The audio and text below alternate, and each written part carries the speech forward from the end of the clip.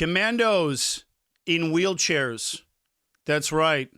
Israeli undercover special operations forces rolled into one of the most dangerous refugee camps in the West Bank, disguised as locals, using a wheelchair to get close to their target. And they didn't miss. This is Israel's war inside the war, behind the headlines, and the brutal, deceptive, high-risk fight to take out terror leaders hiding in the most crowded, hostile alleyways in the world. I used to serve in one of these units. I served in Duvdevan, the original undercover unit that pioneered these kinds of tactics. And when I saw this footage, I laughed, because to us, this is funny and brilliant and deadly serious all at the same time. This is what we do. And on this episode, I'm going to break it down for you, how these tactics work, why Israel's using them now, and the real psychological war that Hamas doesn't want you to see.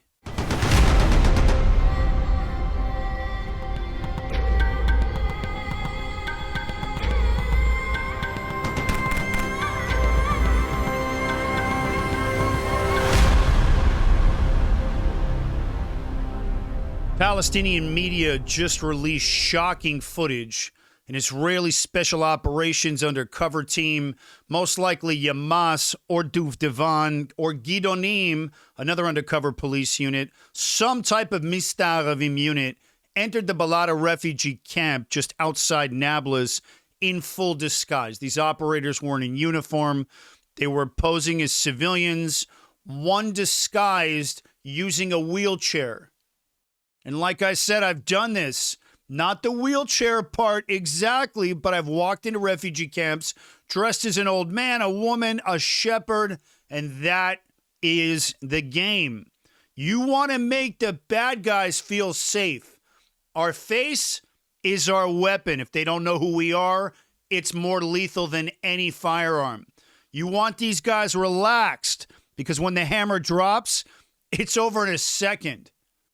And once they located their target, an armed senior local terrorist leader, uniformed IDF movements or Hamas units moved in. The team opened fire, target down. This wasn't some street punk. Let me make that clear. This is one of 4 brothers, all killed in clashes with Israeli forces. Their mother, she's become a hero on the Palestinian street. A mother of martyrs. And that's exactly the myth Israel's fighting as much as the terrorists themselves. So I want to talk about the second hit, the old city of Nablus, because that wasn't the only operation. In a separate raid on Friday, Israeli border police units hit the old city of Nablus, also known in Hebrew as Shechem, also known as the Kasbah. And they were hunting multiple suspects linked to both recent planned terror attacks. I just did an episode on this. And inside those claustrophobic alleyways where every window is a potential sniper hiding, the unit confronted an armed man who police say was actively involved in terror operations. He was shot and killed. Did an episode on this a couple of days ago. Go check it out. These raids, I want to say this, these raids send a clear message. Israel will not allow Nablus to become Gaza. They're keeping the pressure on surgically before these terror cells grow into full-blown Hamas-style armies. Now I want to talk about Kitachbolot, the deception, the Israeli way. I want to break this down. So why the wheelchair? Why the disguises? Because in this kind of environment, an armored vehicle or even soldiers on foot won't make it 10 feet without the entire neighborhood mobilizing against them. Go watch Black Hawk Down.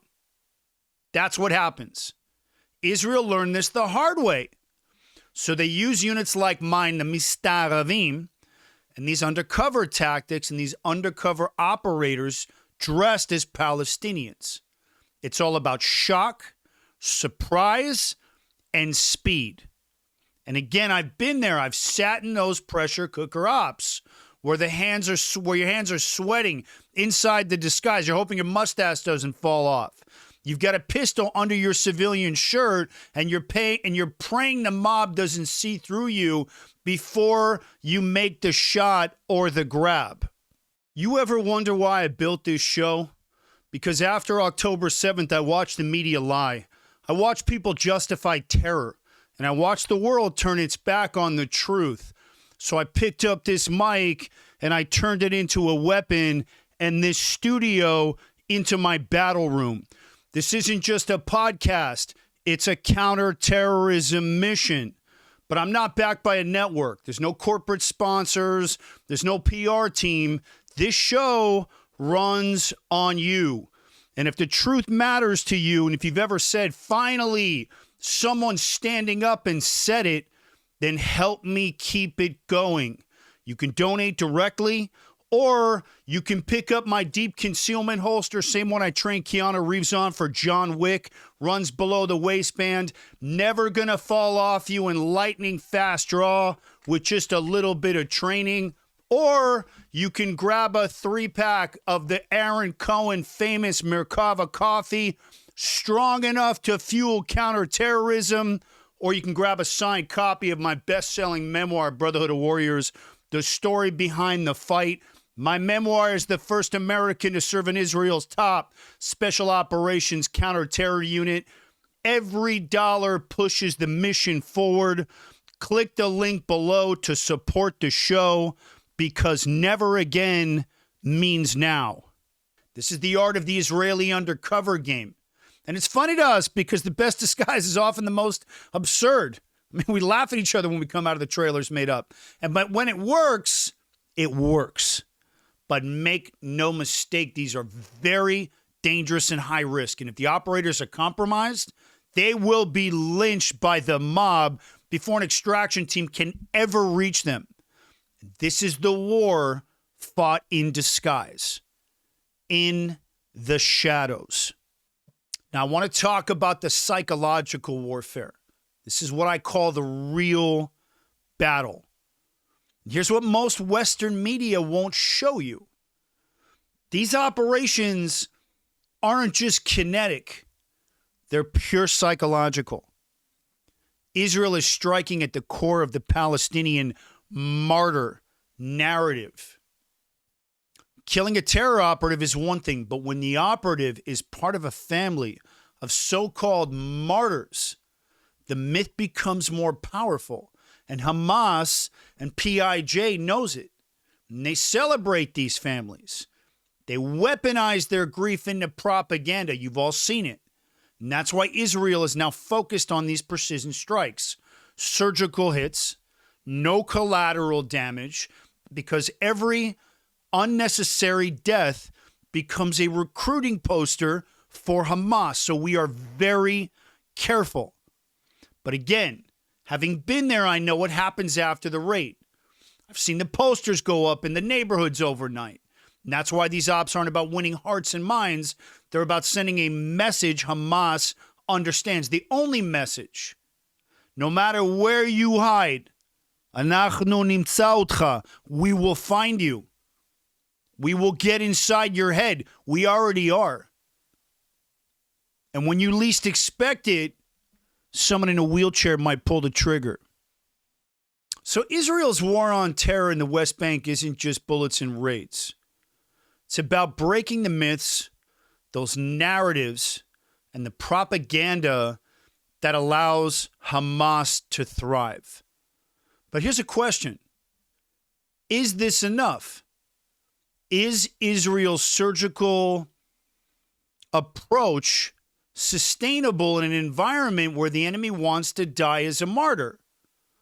Or does Israel need to rethink the entire West Bank playbook before Shechem or Nablus becomes Gaza 2.0? Let me know what you guys think. Tell me in the comments. And as always, do me a favor. Subscribe, like, share the episode. Going to come back to these operations. I always do. It's the world where I was raised. It's where I spent my 20s. I want to thank you guys for watching this one. I'm Aaron Cohen. You're watching The Aaron Cohen Show, and I will catch you guys on the next one.